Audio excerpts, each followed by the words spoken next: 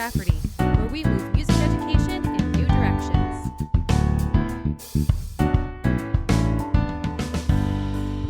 Hey, and welcome back to Take Notes. I am so looking forward to giving you this episode where I got to talk with the incredible Theresa Hoover, who is a music educator, speaker, and writer, and she is our monthly teacher feature for the month of April.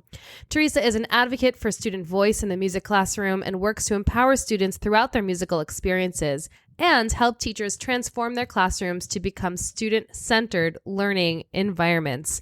We had a lot in common, and I so enjoyed speaking with her. She is also a Google for Education certified trainer and innovator, and she frequently works with teachers to help integrate technology into their music classrooms. And currently, she is a middle school band director in Arlington, Virginia.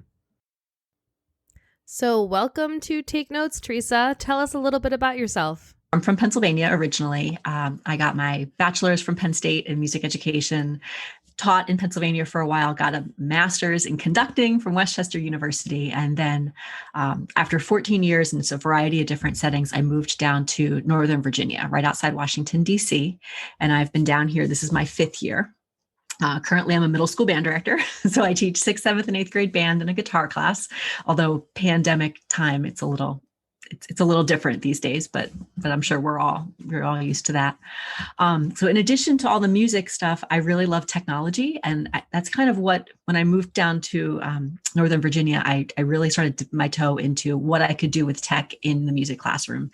And that's when I started learning about just different ways to teach. The band room didn't have to look like the band room looked when I was in school. So through that, I am now a Google certified trainer and innovator. So I do a lot of work with Google tools. I also am one of the teacher trainers for NoteFlight. I do a lot of work with Flipgrid, things like that, and taking that technology and helping music teachers figure out how to put it in the hands of their kids. That's awesome. And so timely, right? So what exactly do you mean by a Google Innovator? So the Google Innovator is a program. It's a program that you apply for, and then you attend this academy. And once you've gone through all of the steps, you are an innovator. So essentially, when you apply for the Innovator program, you are trying to solve a large problem in in education. Sorry, and I, as a music teacher, wanted to find a musical problem to solve. So you apply with this problem.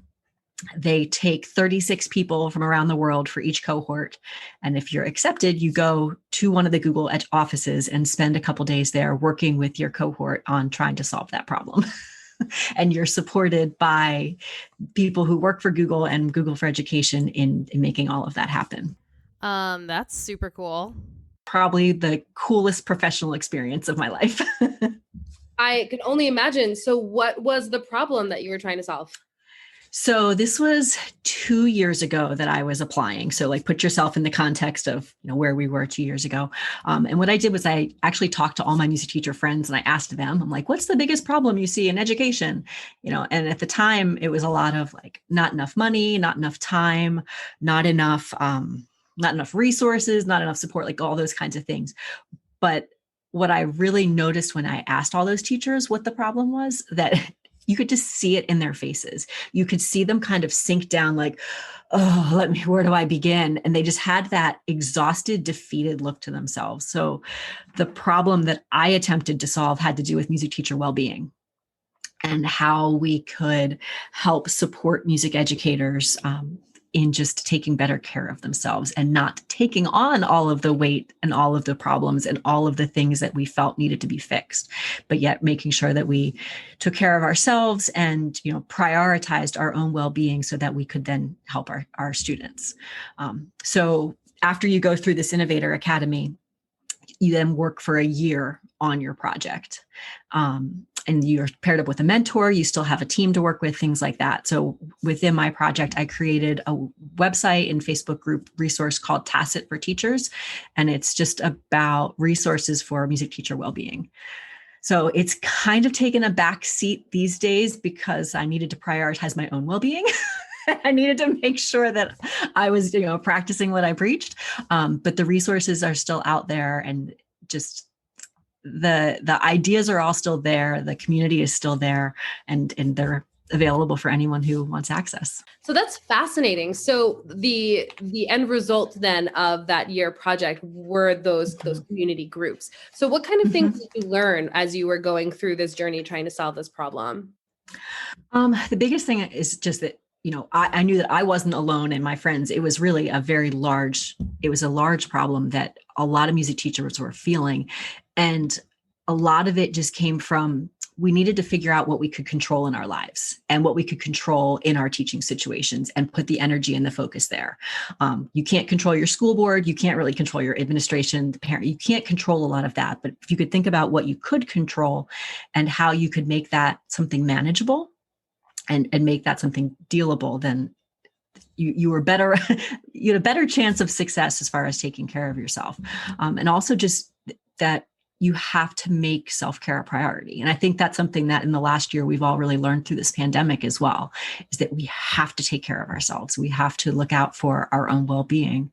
And some of it's just the simple eating well, keeping hydrating, exercising, sleeping, and also not being afraid to leave work at work, or at least closing the work computer and walking away from it to the other side of the house when you're working, when you're working remotely, but making sure that we celebrate that and that we prioritize that. Think about that, all the memes you see when it's like, look, one car left in the parking lot. Guess who it is? It's like, no, we shouldn't celebrate the fact that the band director always has the last car in the parking lot. Celebrate the fact that you left work on time and visited with your family and spent time with your kids and did the things that were important to you.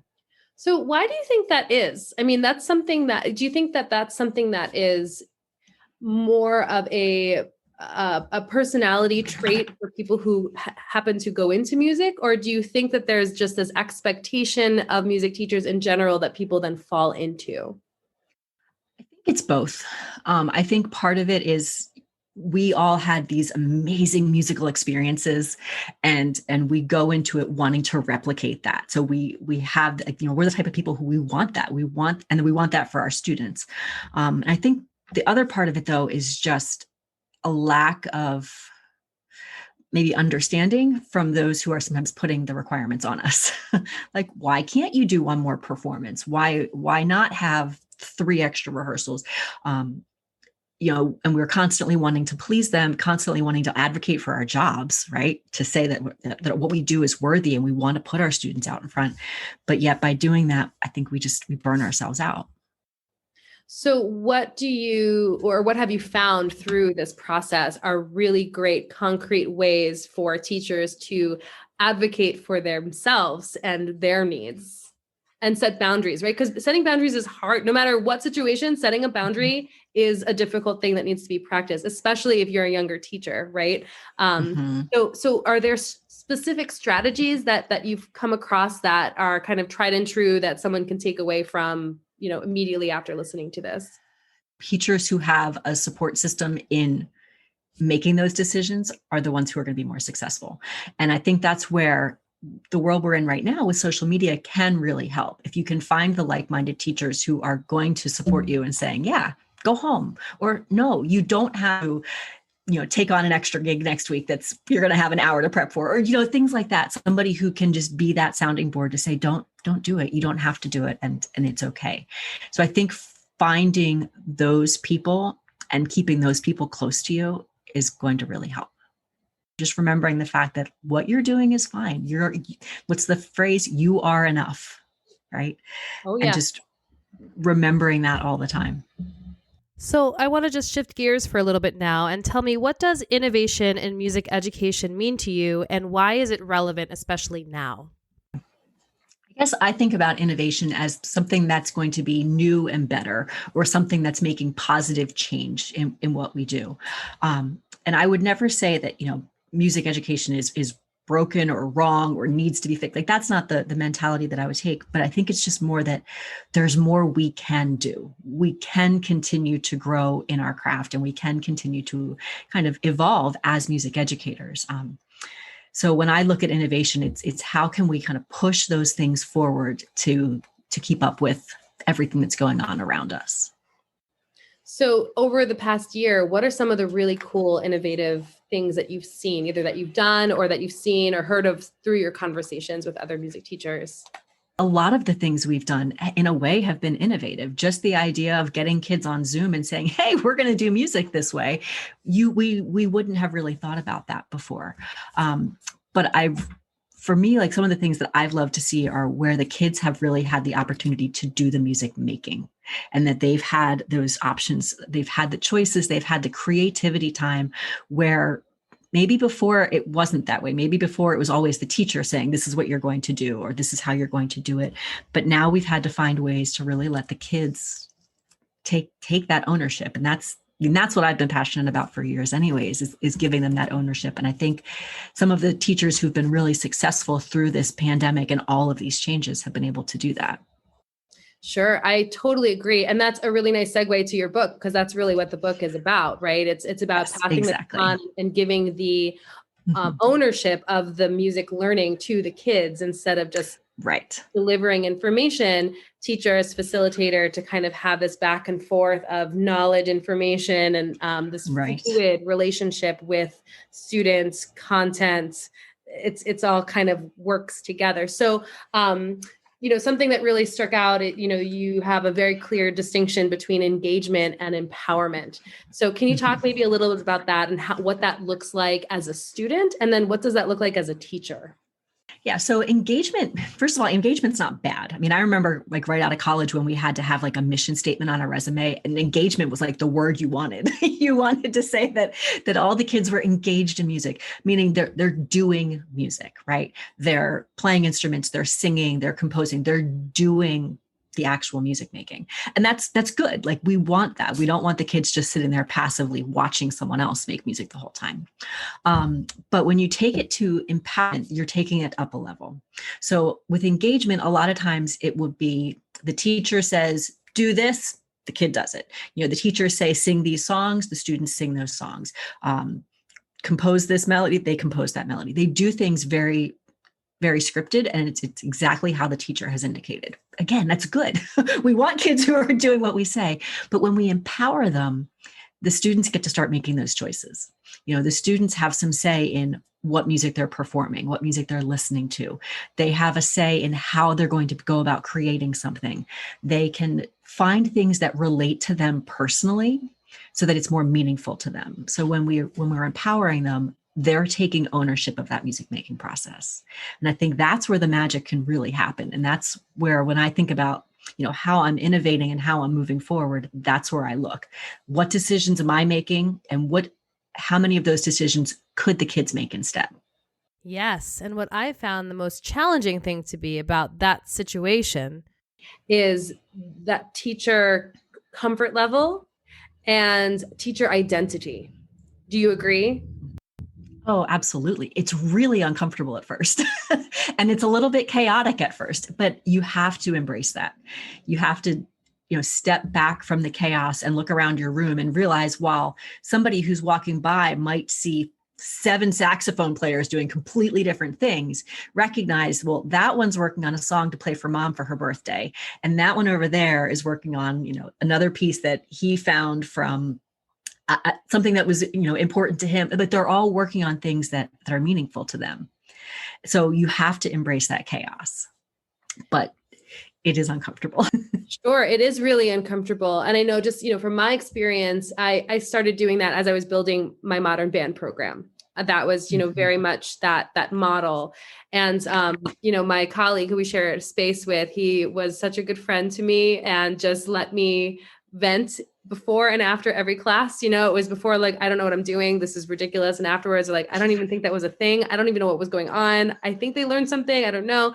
But it's messy at first. It's super uncomfortable, but it continues to get better. And that's really what the kids need to learn the way. So how do you see, in your own words, how do you see that as connecting to then student identity with their own musicality and that lifelong learning piece?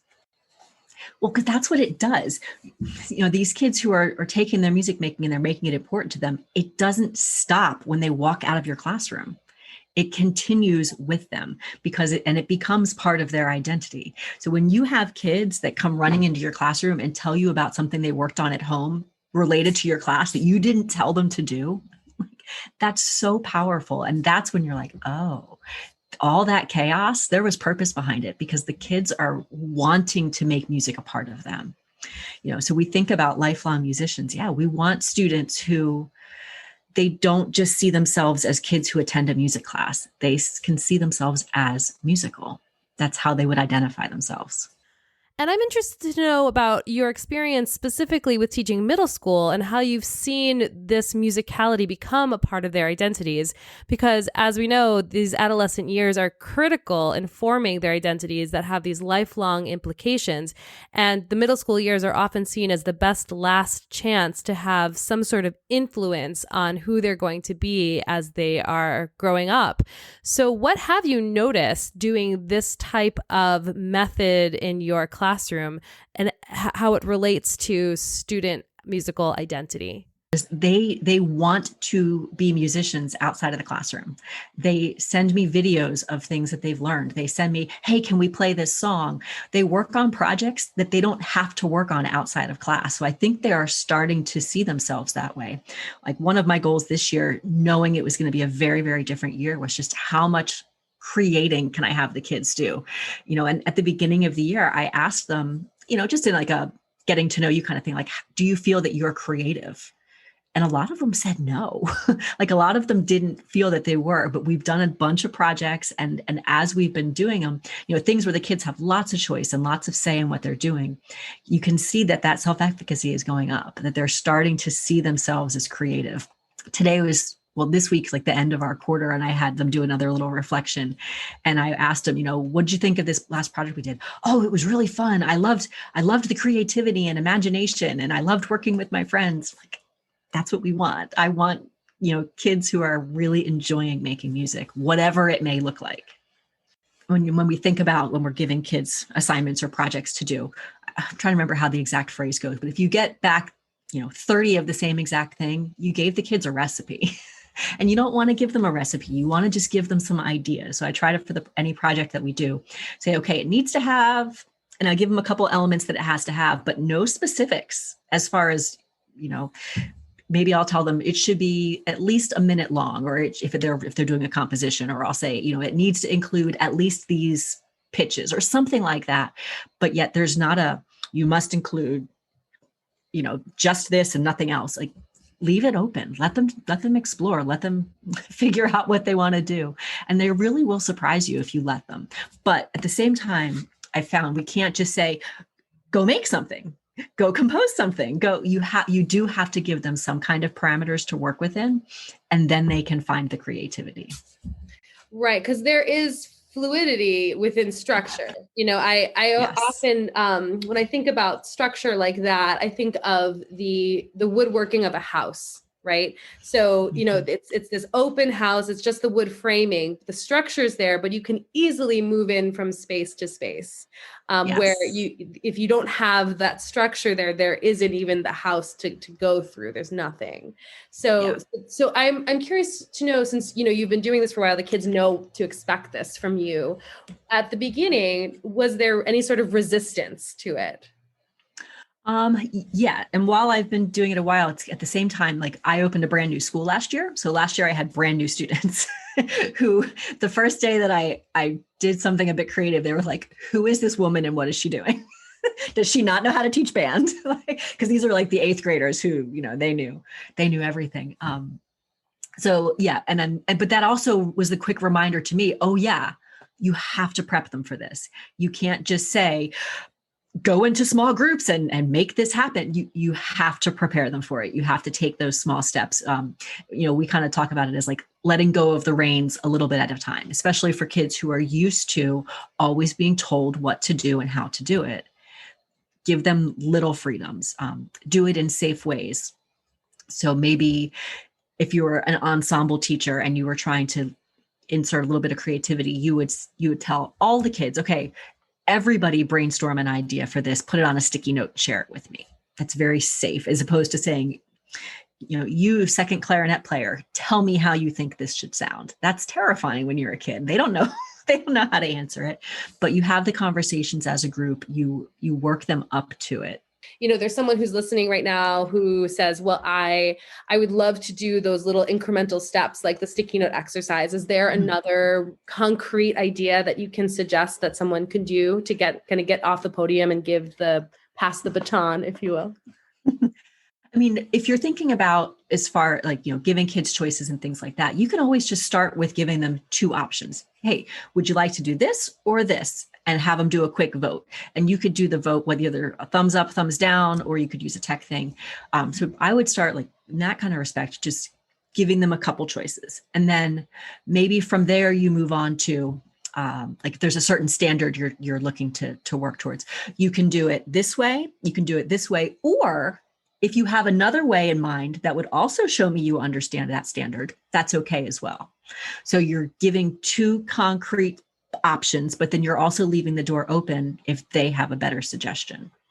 When I was teaching beginning band, we did a lot where the kids would have to like demonstrate mastery of certain skills. And I would say, maybe the skill was, I don't know, demonstrating that you could play songs that use the first 5 notes of a concert B flat scale, something like that. And I would give them 2 or 3 choices of songs that they could use, or they could pick something else if they had another song that they thought would fit that. And a lot of kids went with one of the options I gave, but then there was always a couple others who didn't. They either needed more of a challenge, they had another interest, or they just didn't want to listen to me. But it didn't matter because all I cared about was the fact that they were learning that skill. So that's another easy way to just kind of dip your toe in. Yeah. And that's great. I think, again, there's such a parallel, right? Where we're asking teachers to let go and be creative in their teaching. But I think they also need the structure and the baby steps and the permission to let go of their own reins a little bit at a time. So these incremental baby steps are certainly parallel to what we're asking the students to do. So even those small little chunks, I think, are enough to get teachers looking at, okay, well, if I maybe just do this, or maybe if I just do this, and it's safe, right? Because safety is the big thing. Yeah. Well, I mean, as teachers, we also have responsibilities. We have standards to meet. We have performances. We have responsibilities to our jobs to do them well. So, right, if we start off with things that are safe and we realize that we can do it, then we can start taking bigger steps and bigger chances. And before long, you'll do something crazy like start a project and have no idea where it's going to go and be okay with it. So in going back to your book, Pass the Baton, which you co-authored with Catherine Finch, who's going to be a guest on my podcast, hopefully in a couple of weeks, what would you say is the big takeaway for teachers? So the book is Pass the Baton, Empowering All Music Students. I mean, I think the subtitle says it all. It's giving that ownership, empowering all of our music students, not just the overachieving or not just the high flyers, but all of them. And I think what we really wanted teachers to be able to understand was that the kids need to be part of the creative process. The kids should be making those decisions. And if the teacher is the only one who gets to make any musical decisions and gets to have that ownership, then find those small ways that you can pass the baton to your students and let them take part. It's also, the kids don't need to make every decision. We are still the experts in the room. We are still, every fantastic orchestra still has a conductor, and, same with the choirs. There is still purpose in that. But I guess the point that I'm always trying to make is that we don't have to always be the one making the decisions. We can allow for those opportunities because yes, we do want to teach the kids what standard repertoire should sound like, or we do want to teach them the skills necessary to being musicians, but there just has to be the room for them to take some of that ownership. Absolutely. Yeah. So I always ask this at the end of every interview, what are your dreams for music education? Big dreams. Oh my goodness. There's so many. I think a lot of it kind of goes back to that same message of empowerment, but trying to not limit ourselves to the idea of band, orchestra, chorus, which it sounds like with your popular music program, you're right on board with that as well. That there is more to music than just those three. Thinking about the idea that your rating at contest isn't your rating in life. There's so much more to what we do. Feedback is important. Striving for excellence is important. All of those things are good, but that doesn't have to be the only thing we do. And I guess the final thing is just how we can really help kids see themselves as musicians beyond our classrooms. So I think if we can find a way to incorporate all of that into one magical music curriculum, then that would be awesome. If you want to learn more about Theresa Hoover and her work, go ahead first check out her YouTube channel with Catherine Finch at Pass the Baton, where she highlights music teachers who are doing just that, passing the baton to their students and empowering them to become musical individuals. You can also reach her at Twitter and Clubhouse and Facebook and Instagram at Musical Theresa, and her website is musicaltheresa.com. If you enjoyed today's episode, go ahead and subscribe to this podcast and share with a friend. Also, if you know a teacher who would be a great candidate for the monthly teacher feature on Take Notes, please send me an email at music@jenrafferty.com. Until next time, I'm Jen Rafferty. Have a wonderful day.